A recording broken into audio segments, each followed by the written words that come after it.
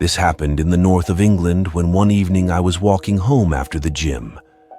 I was 18 years old and knew my way well, having walked from the gym many times before.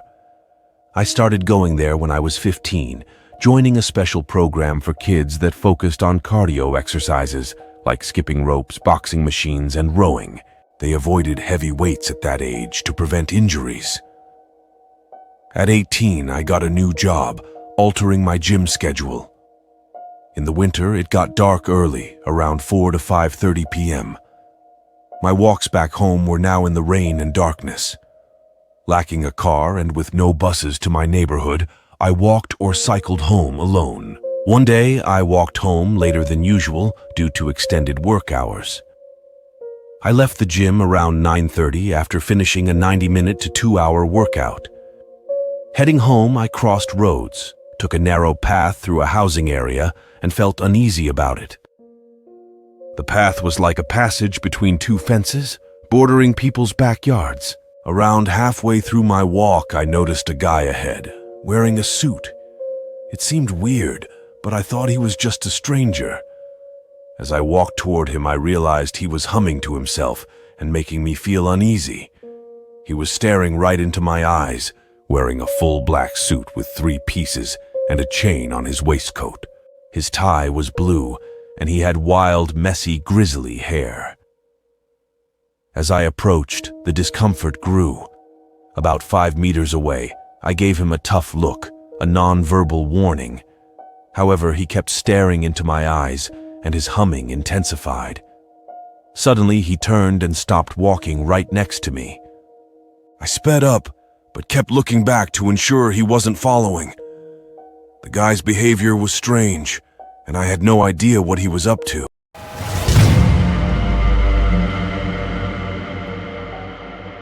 Last week, I went for a walk with my boyfriend.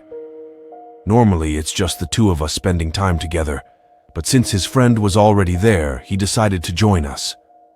It wasn't a problem for me, but it meant that whatever activity we chose, we all had to agree on it. At first, we were all in my boyfriend's house, just sitting around in his room. We were in our late teens and had taken a break from school, so we didn't have much to do. It was around 2 a.m. when his friend suggested that we should go for a walk in the park. It was a nice evening, but really late. I thought I'd take a walk and then go to sleep. Both of them agreed. Instead of driving, we walked to the park. When we reached the entrance, it was quiet. While we were walking around, we suddenly heard someone screaming from the other side of the park. We were a bit confused about what was happening, but my boyfriend wanted to check it out. I guess they say there's safety in numbers, but we were only 3 people, and I didn't feel very confident because, I'm just a 5'2" female. At this time, we were walking really slowly, trying to hear those screams. It seemed like a woman or maybe even a young boy yelling for help. As we got closer to the opposite side of the park, which was pretty big, the screams came and went, maybe every 2 or 3 minutes. But it didn't last more than 10 or 20 seconds, and then they would stop. This made us really worried and confused. By now, we had reached the other side of the park. We were really confused about where the screams were coming from, and at this point I wanted to get out of there, but I couldn't go by myself. It was safer to stick with them, even if it seemed like they were pulling me into a risky and dumb situation. After about 10 minutes of looking around and waiting for the screams to happen every 1 to 2 minutes, we found out that the screams were coming from an apartment building on the left side of where we were standing. We were unsure about what to do, so my boyfriend decided to call 911. Finally, the police came, maybe 15 minutes later. It was pretty late, and we had no idea what was going on. I remember my boyfriend talking on the phone, trying to explain what we were doing.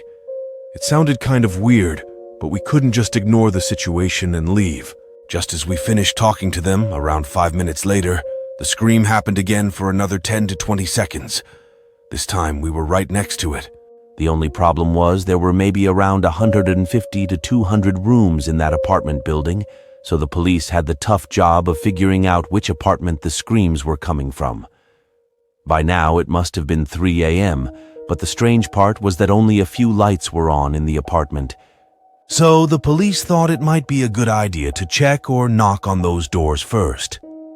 The issue was you couldn't really tell which apartment had the lights on from the inside, so they decided to wait and listen for the screams and follow the sound. Another weird thing I noticed was that we were the ones who called the police. Nobody else in the apartments called them, and I'm pretty sure those apartments weren't empty. People were living there. After about 5 or 10 more minutes, the screams come back. This time we thought we were maybe 2 floors away. If something bad happens to me, you know it's because of these guys pulling me into these risky situations. Anyway, the police ended up opening the door when they knocked, and it was just open. All the screams were coming from a young kid who was playing Call of Duty in his room. His window was left open, but he didn't have any lights on, which made it really hard to find him. Turns out everyone else in that apartment was used to the screams and had complained to the local council or government, but nothing was done about it.